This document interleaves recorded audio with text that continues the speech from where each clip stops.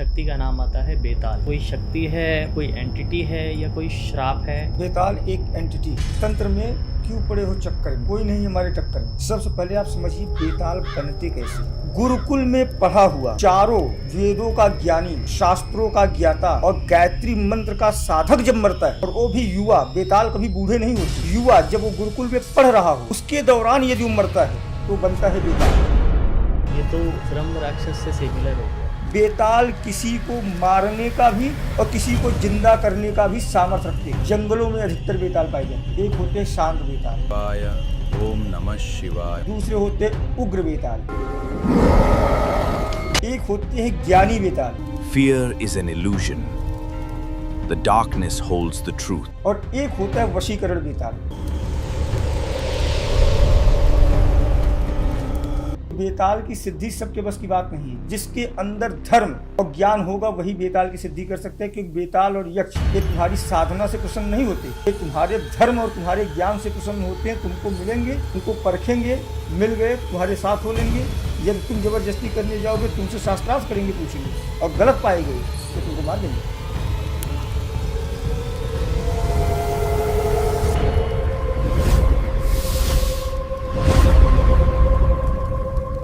स्वागत है दोस्तों कालतंत्र यात्रा के एक और एपिसोड में। और आज फिर से हमारे साथ हमारे स्टूडियो में बने हुए हैं आचार्य मंगल जी। सर कैसे हैं आप? जय श्री राम, जय मां विंध्यवासिनी। बहुत बढ़िया। जय श्री राम सर। जय श्री राम। सर पिछली बार कुछ सवाल रह गए थे, और एक सवाल जो लोगों के मन में आता है, एक शक्ति का नाम आता है बेताल। कोई शक्ति है, कोई एंटिटी है या कोई श्राप है? क्या है ये, मुझे आपसे जानना है। बेताल एक एंटिटी है। सबसे पहले आप समझ लें, आप प्रश्न भूल गए। तंत्र में क्यों पड़े हो चक्कर में, तंत्र में कोई नहीं हमारे टक्कर में। जी समझे आप? और जो बेताल को आप समझते क्या हो, आज तक आप लोगों ने बहुत सारा पॉडकास्ट किया होगा जी, बहुत सारे लोग इसकी सिद्धि की बात की होंगे, बहुत सारे लोग इसका बताए होंगे, लेकिन आप बेताल को लेकर आप क्या समझें, पहले आपकी क्या प्रतिक्रिया, उसके बाद हम आपको बेताल की सच्चाई बताएंगे। सर देखिए, हमने जो बेताल के बारे में जाना है वो अभी एक मूवी आई थी थामा, उसमें देखा है। कुछ लोग वैम्पायर्स को बेताल कहते हैं, और तीसरा हमने पढ़ा है जो विक्रमादित्य की पीठ पे बैठता था बेताल, उसके बारे में। इसके अलावा क्या है वो आप बताइए। यक्ष बेताल ये लोग शिव के गढ़ होते हैं। जी अब आते हैं सिर्फ पर्टिकुलर बेताल के ऊपर। जी। सबसे पहले आप समझिए बेताल बनते कैसे हैं, और बेताल की शक्ति क्या होती है। यक्ष और बेताल बड़े से बड़े महारथी, जो अर्जुन इंद्र को हराने का सामर्थ्य रखता था, उस अर्जुन को यक्ष ने चुटकी में से मार दिया था। जल जब भरने गए थे तो भीम को मार दिया था, नकुल सहदेव को मार दिया था। जिंदा किसने किया था? युधिष्ठिर ने। कैसे जिंदा किया था वो भी बताएंगे जी। धर्म पे और सत्य बोलकर। जी। गुरुकुल में पढ़ा हुआ, चारों वेदों का ज्ञानी, शास्त्रों का ज्ञाता और गायत्री मंत्र का साधक जब मरता है, और वो भी युवा, बेताल कभी बूढ़े नहीं होते, युवा जब वो गुरुकुल में पढ़ रहा हो उसके दौरान यदि वो मरता है तो बनता है बेताल। सर ये तो ब्रह्म राक्षस से सिमिलर हो गया। ब्रह्म राक्षस और बेताल में फर्क उतना है जितना एक गांव का सरनेम लगा हुआ पंडित और एक चारों वेदों का ज्ञाता। एक आम पंडित में और जगत गुरु में क्या फर्क होता है, कितना डिफरेंस है। पूरे भारत के जितने जो है ब्रह्म होंगे उन सब का वो गुरु बेताल होता है। जितने भी ब्रह्म राक्षस पूरे भारत में होंगे उनका गुरु बेताल होगा। एक आम हिंदी डिवीजन में पढ़ा हुआ बच्चा धर्म में वो सुबह शाम अगरबत्ती करे, और दूसरा जो गुरुकुल में पढ़ा हुआ संस्कृत का प्रकांड ज्ञाता, चारों वेदों का ज्ञाता, उपनिषदों का ज्ञाता, शास्त्रों का ज्ञाता और गायत्री मंत्र का साधक और यज्ञ करने वाला, किसी भी बिरादरी का, सिर्फ ब्राह्मण नहीं उसमें बेताल में होते हैं।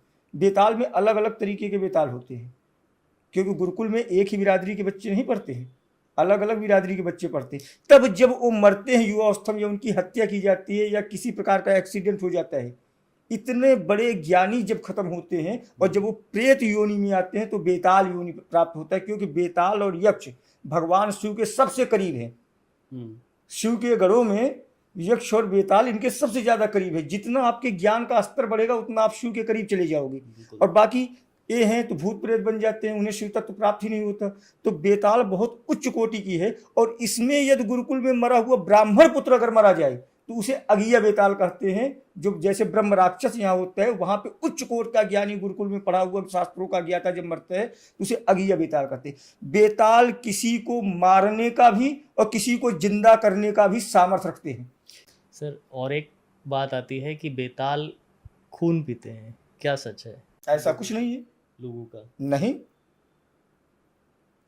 सर देखिए, ये अलग अलग प्रकार की बेताल बताए ने। जी अगर कोई गुरुकुल में बच्चा पढ़ के बेताल वही बनता है जो गुरुकुल में पढ़ा हो, चारों वेदों का ज्ञाता हो, जी चारों वेदों का ज्ञाता हो, गुरुकुल में पढ़ा हो और उसके बाद उसने गायत्री साधना की हो, गायत्री मंत्र का जाप किया हो, गायत्री संध्या किया हो, वंदन किया हो, उपनिषद शास्त्र सब पढ़े हो, तो खून कैसे पिएंगे? उसमें भी अच्छे और बुरे हो जाते हैं, इसमें कोई दो राय नहीं है। लेकिन अधिकतर बेताल अच्छे होते हैं, अधिकतर बेताल अच्छे होते हैं। अगर बेताल किसी का खून पी रहे हैं तो समझ लेना उसी का खून पिए हो, उसकी निर्दयता से कुछ समाज के लोग, कुछ लोग हत्या किए हों तो उनको उसी निर्दयता से मारता है, चाहे खून पी के मारे चाहे जैसे मारे। सर कुछ लोगों का कहना है कि बेताल किसी श्राप के कारण भी बनते हैं। इस श्राप अगर कोई बड़ा उच्च कोट का ऋषि दे दे तो भूत बन जाएंगे, सर्प बन जाएंगे, सब कुछ बन जाएंगे। अगर ऋषि ने श्राप दिए जाओ तुम बेताल बन जाओ तो बेताल भी बन सकते हो, ऋषि के ऊपर है ना वो श्राप क्या दिए है। सर अभी जो मैं आपको मूवी की बात कर रहा था, मूवी का नाम है थामा, उसमें दिखाया गया था कि बेताल जो है वो 100 साल तक जीवित रहते हैं, लोगों का खून पीकर किसी को बेताल बना देते हैं। क्या कहानियाँ हैं ये सिर्फ और सिर्फ कहानियाँ हैं, बाकी इसका सच्चाई से कोई लेना देना नहीं है। बेताल को आप समझने की कोशिश करो, एक उच्च कोटि की, क्योंकि बेताल के ऊपर जब जाओगे तो आपको शिव ही मिलेंगे। सर फॉरेन में किसी बेताल जैसी एंटिटी का नाम नहीं आता, उन्हें वैम्पायर कहते हैं, क्या ये सही है? फॉरेन में कोई अम्मा बोलते हैं? नहीं। वहाँ पे मॉम बोलते हैं ना जी। हाँ, फॉरेन में कोई दीदी बोलते हैं? सिस्टर। तो वहाँ तो हम यहाँ पे जो बात कर रहे हैं, बहुत सारे लोग कहते हैं बेताल शमशान में रहते हैं। बिल्कुल नहीं, बेताल हमेशा शांत जगह रहती है। जंगलों में अधिकतर बेताल पाई जाती है। बेताल के भी कई प्रकार हैं। एक होते हैं शांत बेताल, उनको किसी से कोई मतलब ही नहीं है, आओ जाओ कुछ भी करो। दूसरे होते उग्र बेताल, ये डराने का काम करते हैं। क्या काम करते हैं? डराने का, लेकिन ये किसी को नुकसान नहीं पहुंचाते। एक होते हैं ज्ञानी बेताल। ज्ञानी बेताल ये आपको दुनिया भर का ज्ञान देगा। और एक होता है वशीकरण बेताल, ये आपके कहने पे किसी को भी आपके प्रति आकर्षण करेगा। इसमें इंपॉर्टेंट बात बता दूं, महिलाओं को नहीं वशीकरण करेगा। बेताल महिलाओं को वशीकरण नहीं करेगा। जैसे तुम्हारा काम कोई अटका है, कोई व्यक्ति का है, तो तुम्हारे प्रभाव में ला देता है। और बेताल से घटना भी अगर आप देखो तो बेताल की सिद्धि सबके बस की बात नहीं है। जिसके अंदर धर्म और ज्ञान होगा वही बेताल की सिद्धि कर सकता है, क्योंकि बेताल और यक्ष ये तुम्हारी साधना से प्रसन्न नहीं होते, ये तुम्हारे धर्म और तुम्हारे ज्ञान से प्रसन्न होते हैं। तुमको मिलेंगे, तुमको परखेंगे, मिल गए तो तुम्हारे साथ हो लेंगे। यदि तुम जबरदस्ती करने जाओगे तुमसे शास्त्रार्थ करेंगे, पूछेंगे, और गलत पाए गए तो तुमको मार देंगे, तुरंत मार देंगे। ये सिर्फ धर्म और ज्ञान पे सिद्ध होते हैं। पूजा पाठ, हवन, कर्मकांड किए साधना, इन सब से इनका कोई लेना देना ही नहीं है। सर जो मार्केट में फिर बेताल की सिद्धि मिल रही है, बेवकूफ़ बना रहे हैं। अगर मेरा एक प्रेत है, मैं उसको बोल दूं तुम्हारा नाम फलाना बेताल है, ये मंत्र दे रहा हूँ, ये जगाएगा, जाना इसके पास चले जाना, हो गया। अरे बेताल विक्रमादित्य की फट पड़ी थी सिद्ध करने में बेताल को, और बेताल वो था कौन? उन्हीं के साथ गुरुकुल में पढ़ने वाला उनका परम मित्र था जो वो बेताल था, जंगल में रहता था। जिस उज्जैन में महाकाल की नगरी में महाकाल को छोड़कर कोई राजा नहीं होता था, क्योंकि वहां पे 36 मसानियां थी, जो कोई राजा बनने की कोशिश करता था उसको मार देती थी। बेताल के ही दम पर विक्रमादित्य ने 36 के 36 नहीं 32 मसानियां हैं, क्षमा कीजिए, 32 के 32 मसानियों को नगों में स्थापित करके अपने सिंहासन पर लगवा दिए। नाम पड़ा सिंहासन बतीसी। 32 की 32 जो मसानियां थी, जो महाकाल की नगरी में कोई राजा बनता था उसको मार देती थी, वो बेताल के ही साथ से संभव हो पाया। और विक्रमादित्य कितने बड़े धर्मी थे, जानते हैं कितने बड़े ज्ञानी थे जी।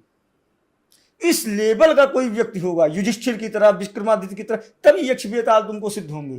तुम कल को आए, तुमको संस्कृत का सा नहीं पता है, काखा गघा तंत्र का पता नहीं है, वेदों का वाह नहीं पता है, उपनिषदों का ऊ नहीं पता है, तुमको कुछ नहीं पता है, कंठी पहन लोगे, बाल बड़े कर लोगे, वो पहन लोगे। बेताल मैंने सिद्ध किया है। बेताल प्रत्यक्ष होते हैं, कोई चीज लाने में, लेके जाने में, कुछ करने में, ज्ञान में प्रत्यक्ष हो। और बेताल जिसके साथ रहे उसको स्वयं साक्षात महादेव गुरु दत्तात्रेय भले परास्त कर दे, बेताल जिसके साथ में उसको परास्त करना, शब्दों से परास्त करना। उसके शब्द इतने जो है प्रबल होते हैं, अकाट होते हैं। अगर वो बोल दिए ये चीज नहीं है तो नहीं साबित कर देगा, है तो है साबित कर देगा, और तुम नहीं साबित कर पाओगे, तुम कंफ्यूजन में रहोगे है कि नहीं है। सर कभी आपका सामना हुआ है बेताल से? अभी तक कुछ एंटिटी जैसे डेढ़फुटिया, यक्ष, बेताल है, अभी तक मैंने अपने जीवन में किसी को भी नहीं देखा है कि इनके साथ हैं। हाँ, एक व्यक्ति के साथ बेताल चलते हैं, परम पूज्य जगन्नाथपुरी के शंकराचार्य जी महाराज जी, उनके साथ में बेताल की आभा करती है। उनको कुछ भी पूछो तो उनका उत्तर उनके मुंह पे रहते हैं। परम धर्मिष्ठ परम है। ऐसे लोगों को, ऐसे दिव्य लोगों को बेताल प्राप्त होते हैं और इनकी कही बारी सत्य साबित होती है। जो बोल दे पत्थर की लकीर है। सर बेताल का किन किन पुराणों में जिक्र है और ये वर्णन आया कहाँ से? तुलसीदास जी के रामचरितमानस में भी बेताल का है, शिव पुराण में भी बेताल का है, धार्मिक ग्रंथों में बेताल भरे पड़े हैं। बेताल शाश्वत है, बेताल धर्मनिष्ठ है, क्योंकि बेताल ज्ञानी थे इसलिए शिव की शरण में है। जो भी ज्ञान प्राप्त करेगा तो जगत गुरु महादेव की शरण में जाएगा।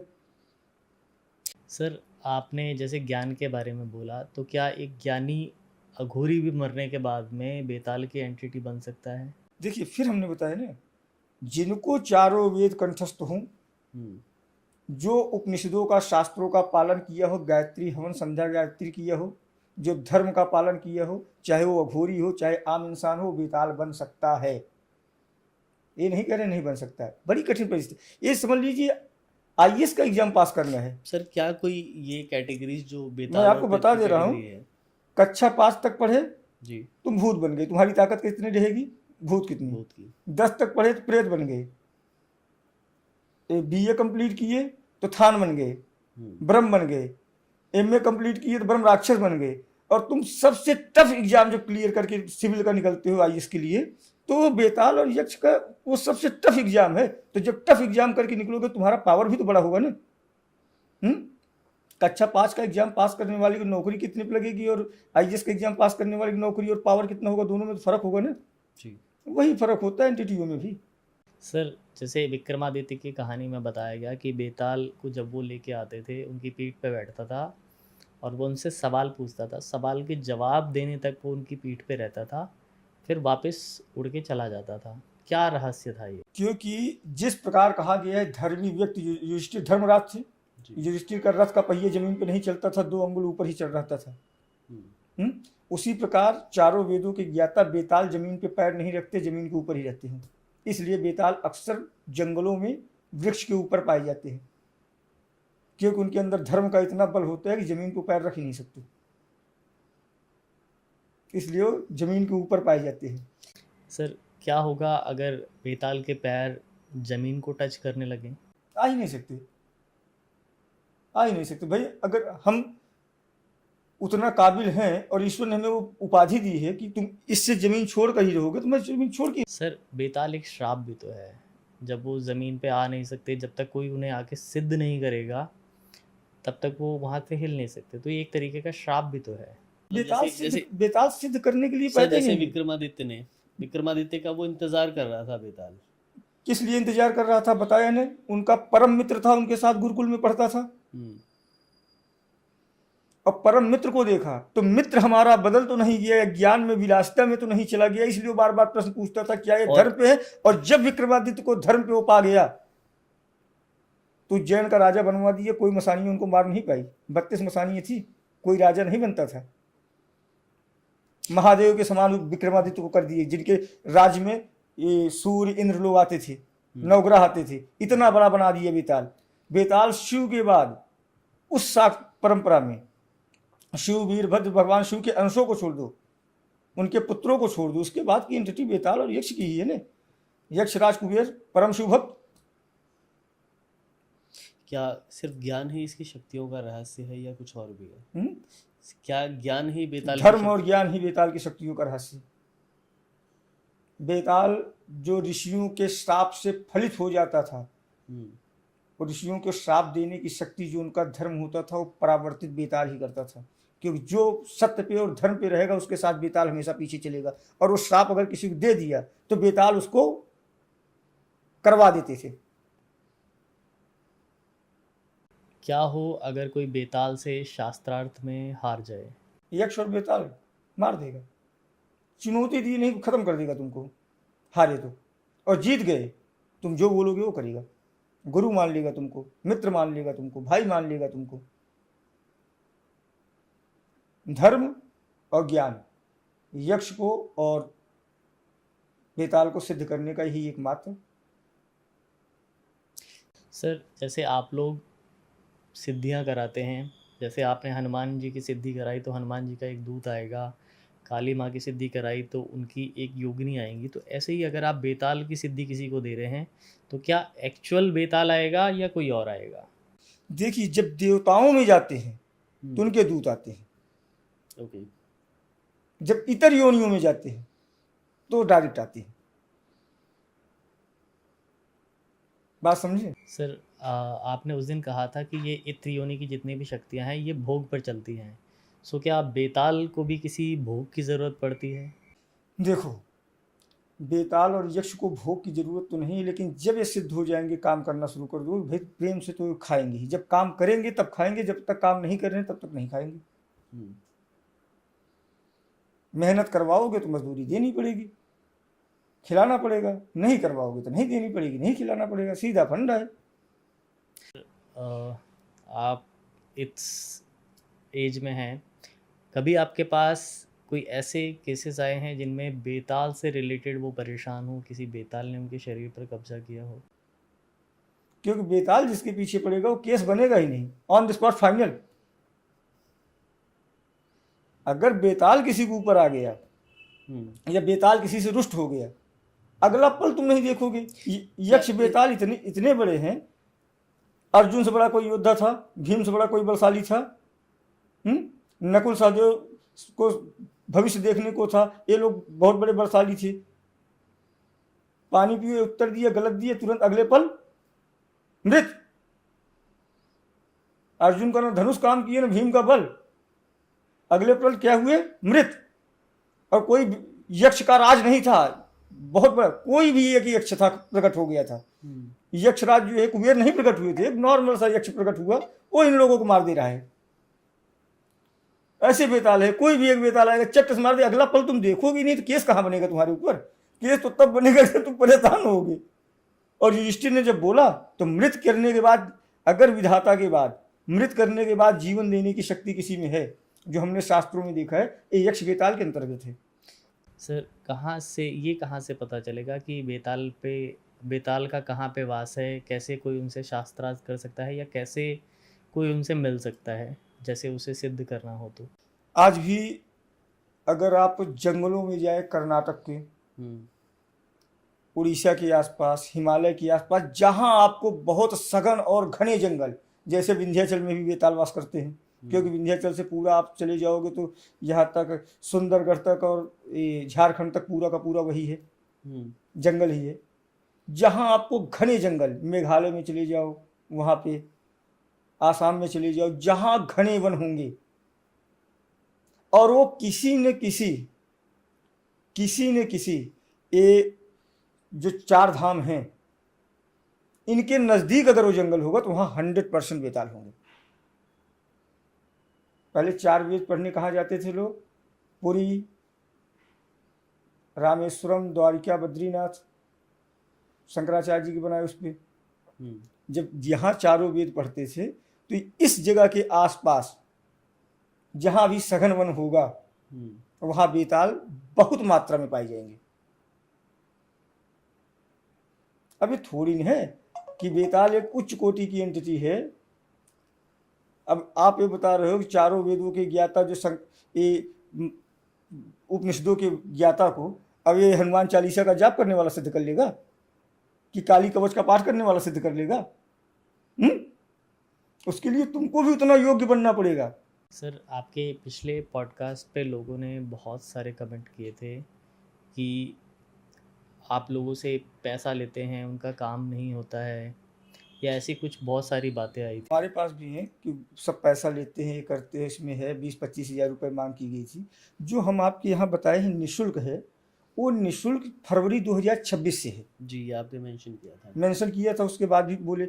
दूसरी चीज़ निःशुल्क है कि हमारे जो सेवक है हमारे साथ में है, मिलना निःशुल्क है, बताना निःशुल्क है, तंत्र काठ निःशुल्क है। तंत्र काठ के लिए जो सामग्री लगेगी उसको जाके आपको लाना पड़ेगा, वो सामग्री आपको लाना पड़ेगा। वो सामग्री हम अपनी जेब से नहीं देंगे जी। हम सेवा कर रहे हैं, जाओ लेके आओ, लेके आने के बाद अपना काट कराओ। जो सामग्री रहेगा, कुछ जल जाएगा, कपूर नबूर जायफल जो है कुछ चढ़ जाएगा, जो बचेगा उसको आप वापस लेके जाओ। उसका बताते हैं कैसे क्या किए जाते हैं। और एक और कमेंट आया था कि आप हाथ में कपूर लेके देखते हैं लोगों को, क्या ये सच है? ये झूठ बात है।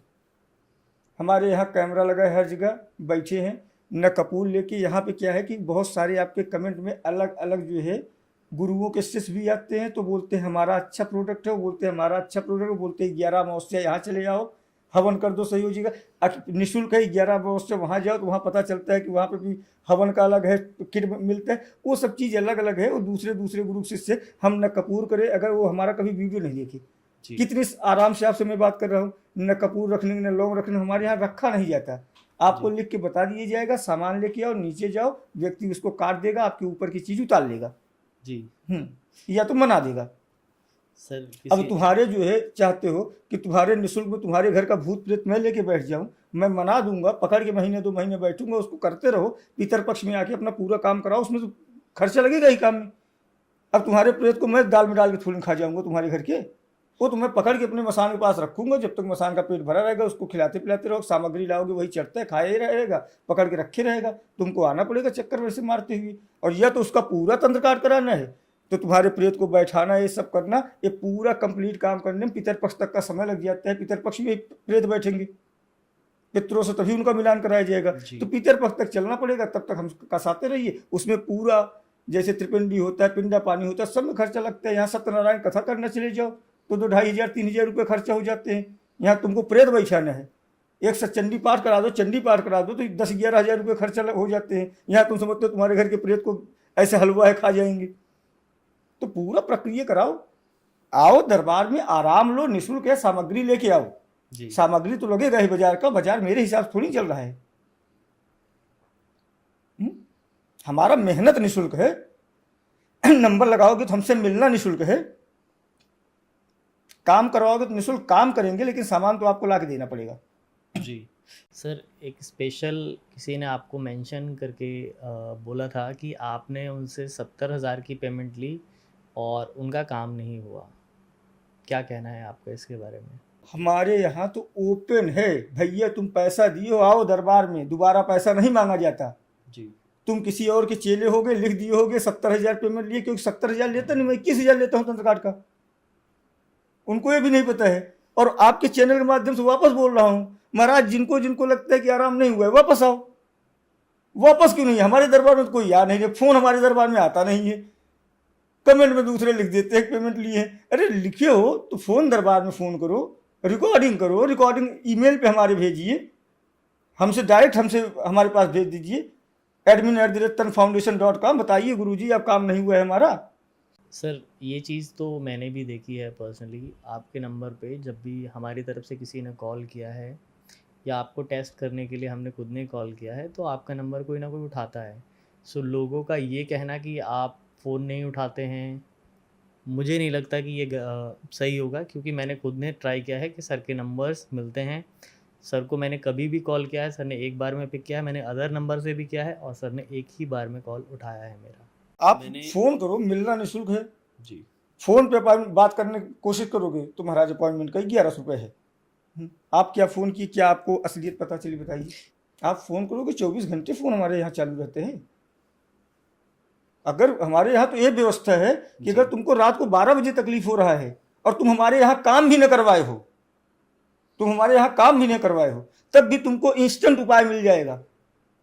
कोई भेदभाव नहीं, तुम हमारे यहाँ काम करवाए हो कि नहीं करवाए हो, तुम किसी गुरु के चेले हो, तुम किसी के यहाँ तंत्र काट करवाए हो और तुमको आराम नहीं हुआ है, तो एक बार हमारे संस्थान के नंबर पर फोन करो, अब बोलो मुझे अभी इमरजेंसी है, मुझे तकलीफ हो रहा है, वो इंस्टेंट आपको कुछ उपाय बताएंगे जिससे आपको लाभ हो जाएगा और उसके बाद आप आ जाइए दरबार में काम कराइए। इतना व्यवस्था खुल्लम खुल्ला दिए हैं, खुल्लम खुल्ला एड्रेस हम बोलते हैं, खुल्लम खुल्ला बोलते हैं कि दिन 24 घंटे में कभी भी फ़ोन करो, लेकिन रात को फ़ोन तभी करो जब इमरजेंसी केस हो, नहीं तो ना करें।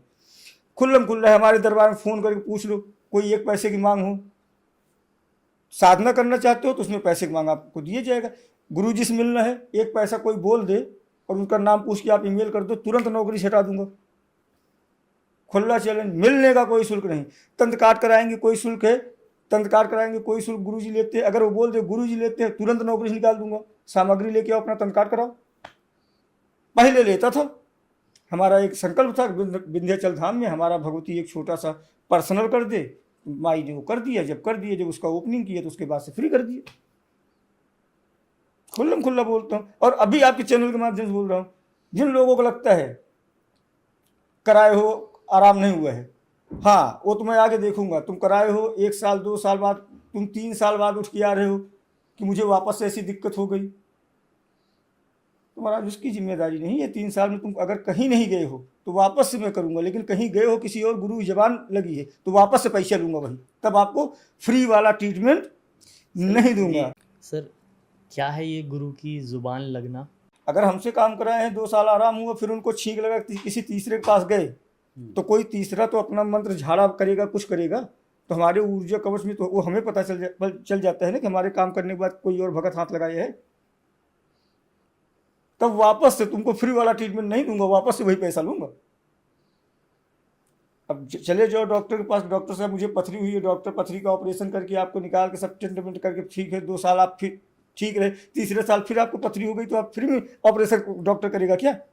बिल्कुल नहीं सर। प्रैक्टिकली बात किया करो हमसे। आप ये कुछ सामग्रियां लेके आए थे, आप इनके बारे में थोड़ा सा बताइए, क्या हैं ये सामग्रियां और क्या इनका उपयोग है? ये है पूर्ण तंत्रनाशक किट। आपको हमारे दरबार भी आने की आवश्यकता नहीं है। इस पूर्ण तंत्रनाशक किट में आपको मिलता है पिशाची धूप। ये है पिशाची धूप, इसको आपको सुबह शाम अपने घर में जलाना है। इसका धुआं और जो पीड़ित है उसके कमरे में रख देना है। हफ्ते के 6 दिन पिशाची धूप सुबह शाम जलाना है और 7वें दिन आपको कुल देवी देवता का हवन करना है। मंत्र इसमें लिखा हुआ है। पिशाची धूप से इसमें 148 प्रकार की जड़ी बूटियों को मिला के इसको बनाया गया है।